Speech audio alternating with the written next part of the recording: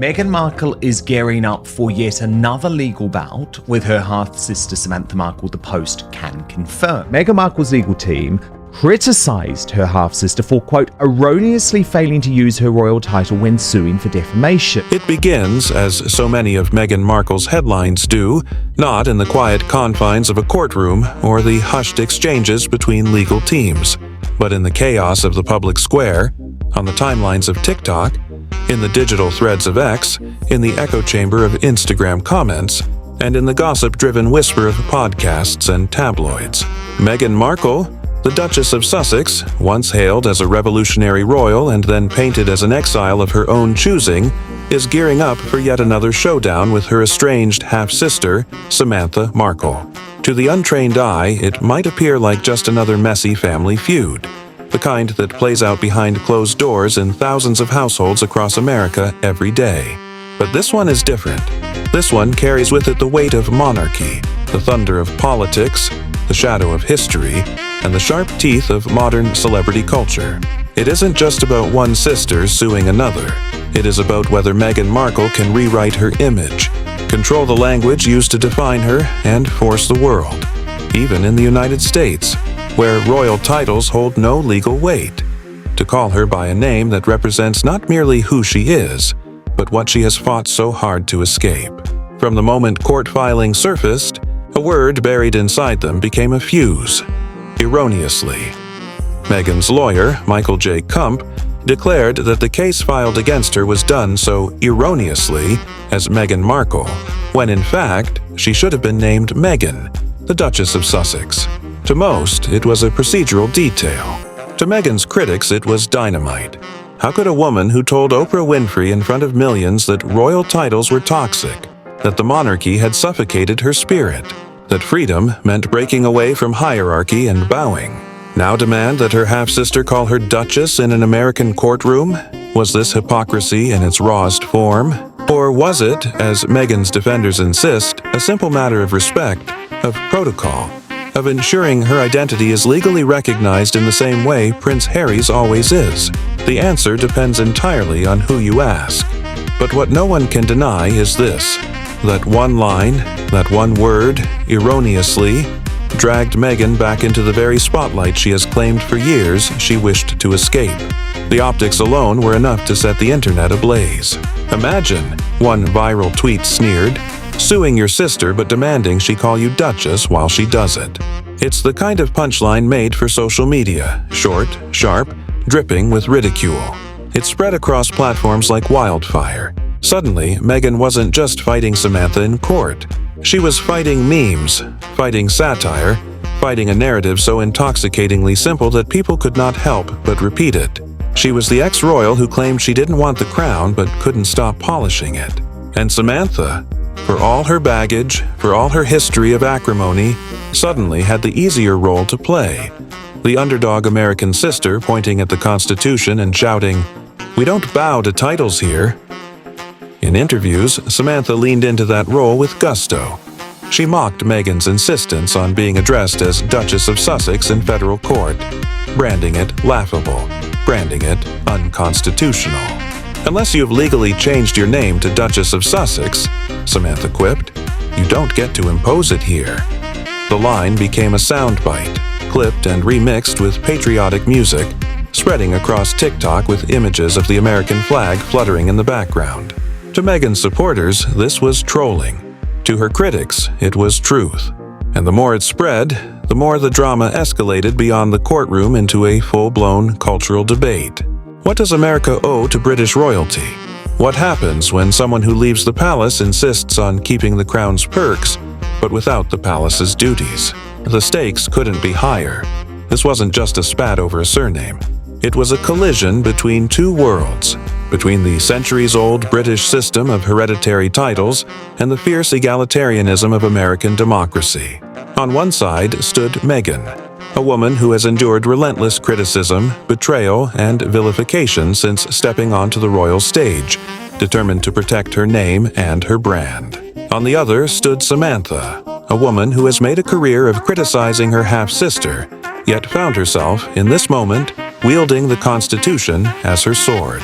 The courtroom in Florida became a symbolic battlefield where monarchy met republic, where history clashed with celebrity, and where a family's bitterness threatened to ignite a cultural firestorm.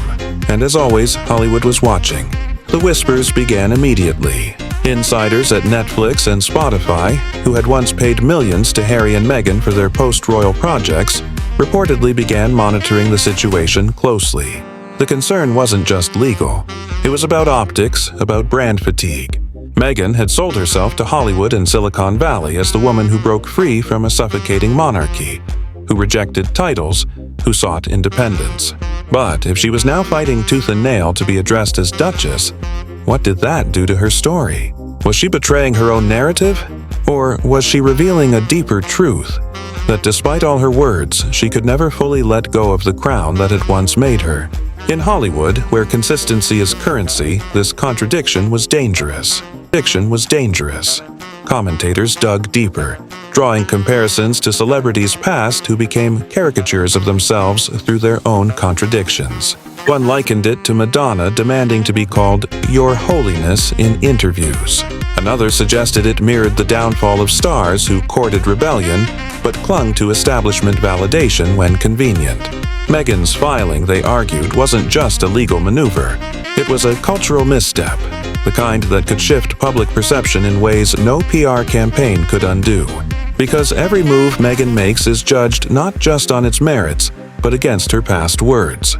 When she sits beside Oprah at Montecito book clubs, critics call it brand rehabilitation. When she channels Princess Diana's wardrobe, the world debates whether it's reverence or cosplay.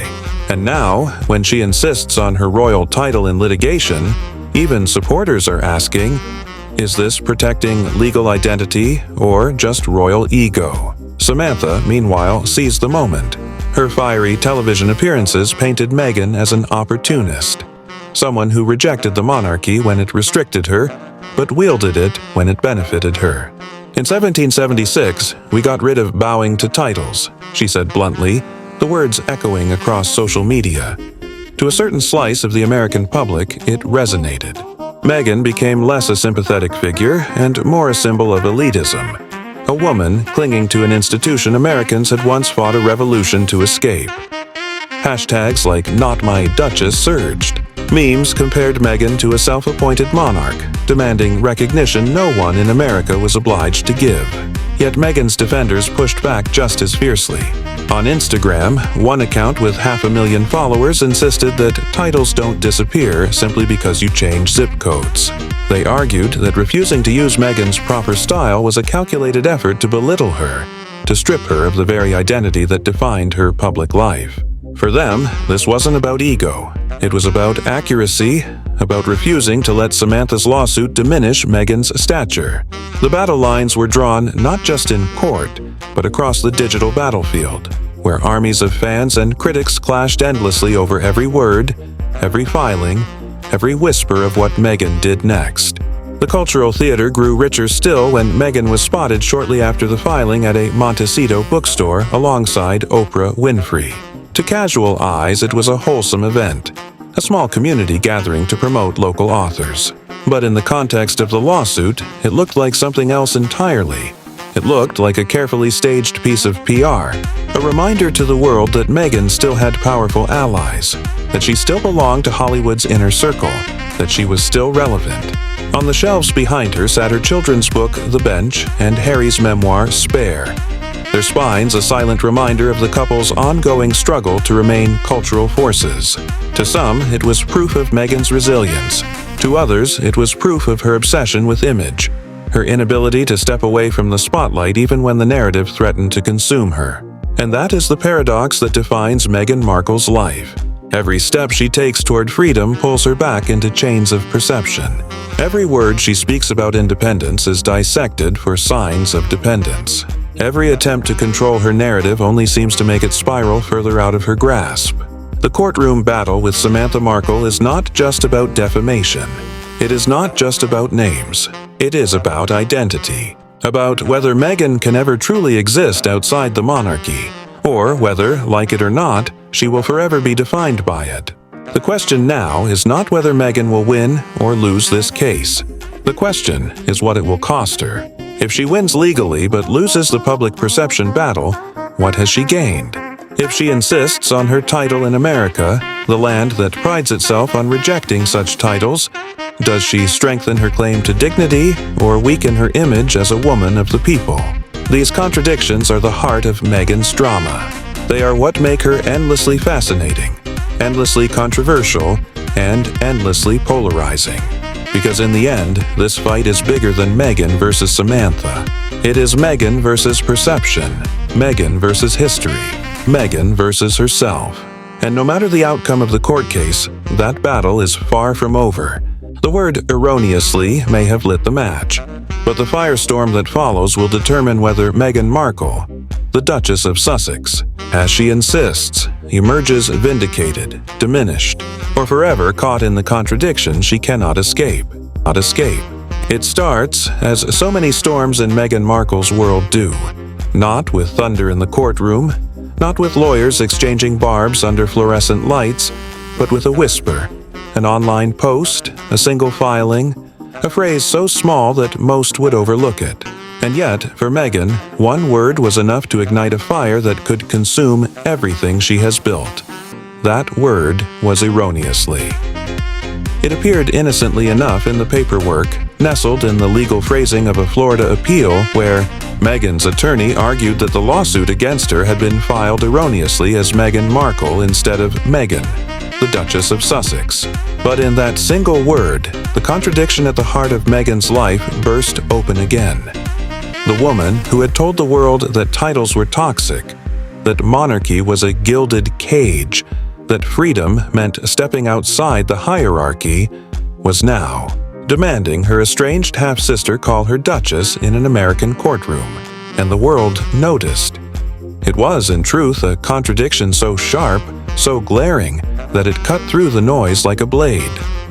How could Meghan reject the monarchy one day, call herself an ordinary Californian mother, author, and activist, and then weaponize her title the next?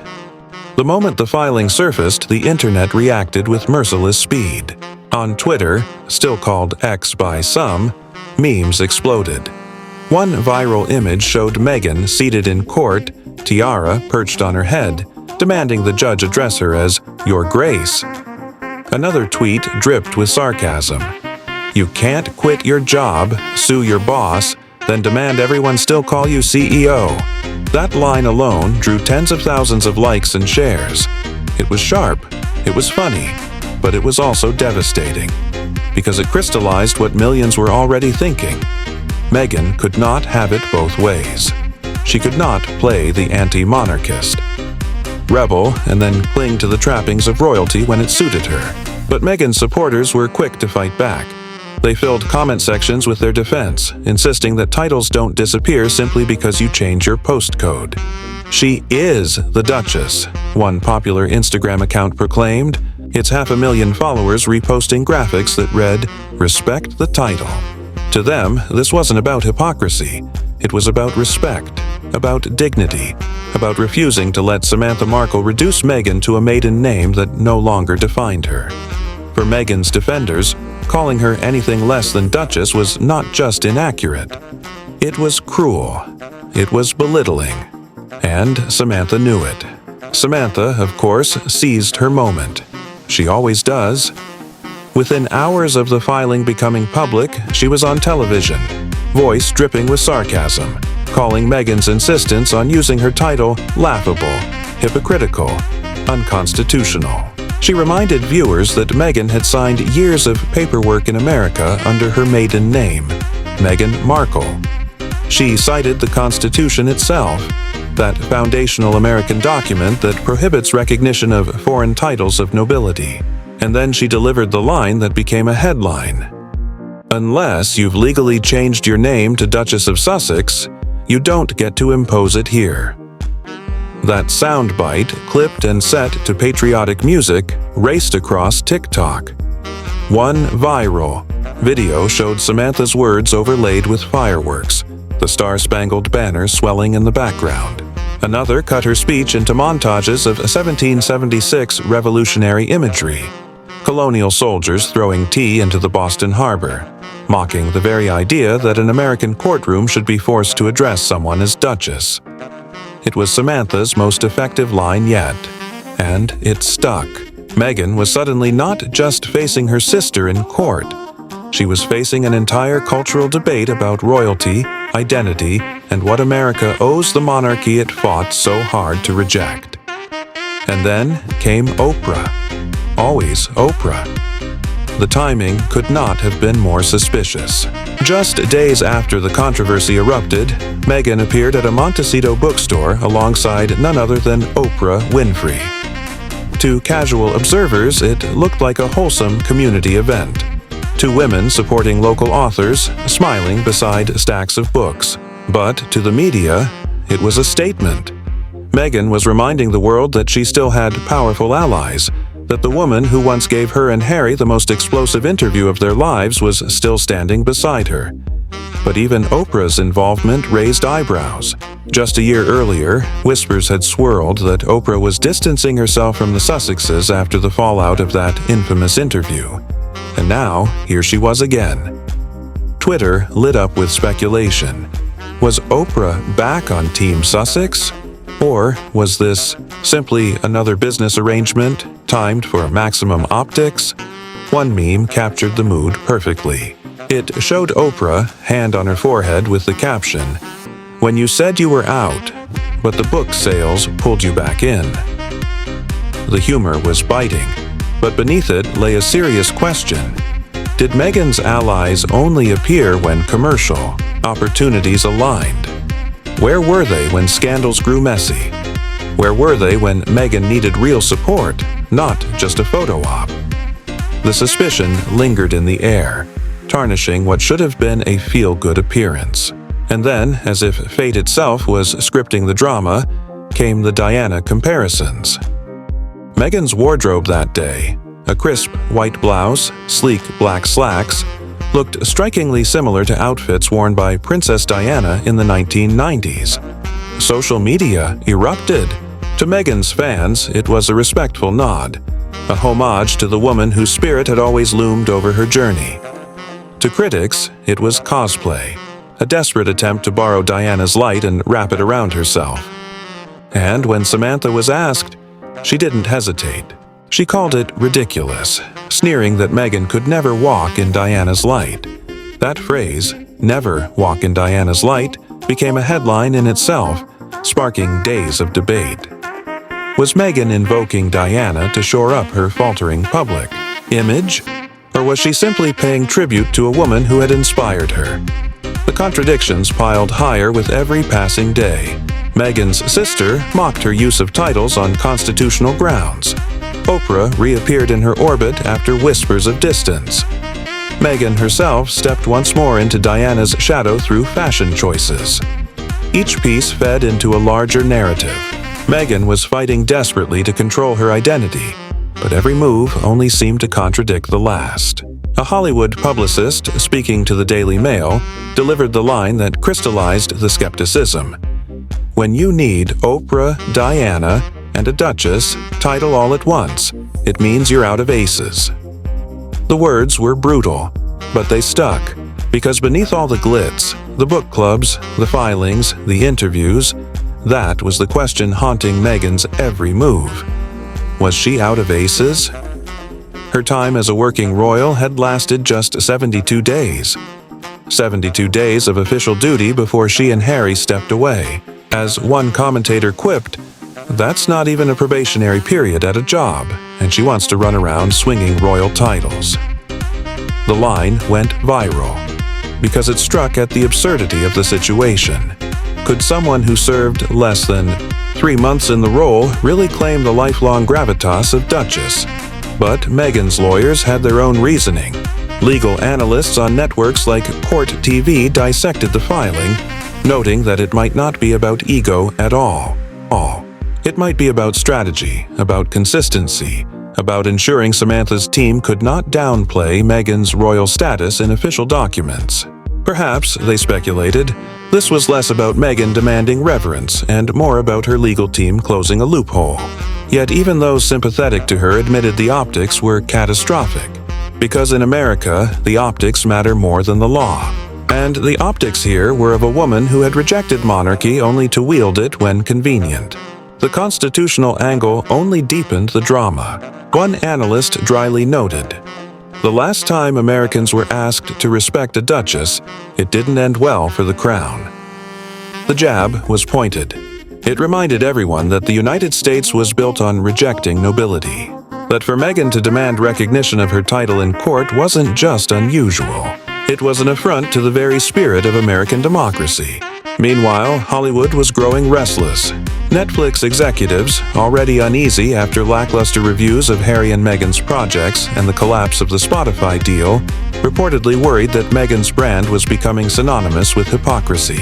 One insider told Variety, "If you say you reject titles but then demand them in court, people see through it." That remark was printed in multiple outlets, reframing the issue as not just a family feud, but a branding disaster.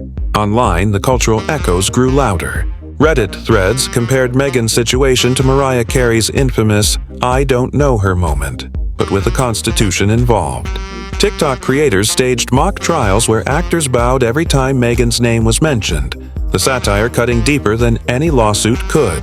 Even Kim Kardashian's courtroom dramas were dragged in for comparison, pointing out that even America's most image-conscious celebrities never demanded honorifics in court. Meghan's filing, in contrast, looked bizarre. Yet, beneath the ridicule, there was a darker truth. Meghan's insistence on her title wasn't just about ego. It was about survival. As one PR strategist put it, the title is the brand. Without it, she's just another actress who quit the business. And that, perhaps, was Meghan's greatest fear. Without Duchess, without the aura of royalty, what remained? Meghan Markle, the actress? Meghan Markle, the blogger? Meghan Markle, the author of a critically panned children's book? For her critics, the answer was clear. The title was her only leverage. For her supporters, it was her right. For Meghan, it was non-negotiable. Samantha knew this, and she weaponized it mercilessly. "You don't get to cosplay as Diana while suing me as a duchess," she sneered. The line ricocheted across headlines, cementing her as the grounded American sister calling out hypocrisy. In truth, the lawsuit itself had become secondary. What mattered now was the symbolism. Meghan, trying to wield monarchy's prestige in a system designed to reject it. Samantha, casting herself as the voice of American common sense. And a public caught in the middle, wondering if Meghan's brand could survive under the crushing weight of its own contradictions. The fallout was immediate and brutal. Commentators who had once defended Meghan now questioned her consistency. Fans who once admired her independence wondered if she had sacrificed it for ego. And Hollywood, always fickle, began to murmur. Could Meghan and Harry remain bankable if every project came with the baggage of these contradictions? Could audiences be asked to believe in a story that seemed to change with every filing, every appearance, every fashion choice? The cultural irony was bitter. Meghan and Harry had once declared they were stepping back from royal life to live as private citizens. Yet, time and again, it was the royal status, the titles, the imagery, the comparisons to Diana that kept them relevant. They had left the palace, but never the throne in their minds. And the world could see it. What happens next is anyone's guess. The lawsuit will grind forward, but the damage may already be done. Meghan has reignited debates not just about royalty, but about America itself, about authenticity, about the limits of reinvention. And Samantha, once dismissed as a bitter half-sister, has found her most effective argument yet. Because if Meghan Markle's demand to be called Duchess can spark a constitutional debate, what will happen the next time she steps into a courtroom? And if every move she makes only deepens the contradictions, how long before her brand collapses under their weight? The story is not finished. Not by a long shot. Because for Meghan, every battle is about more than the law. It is about the story, the image, the control. And if this is how far she will go over a title, imagine how far she will go when the stakes rise even higher. This is Crown and Controversy, unraveling the royals, one scandal at a time. Don't forget to subscribe.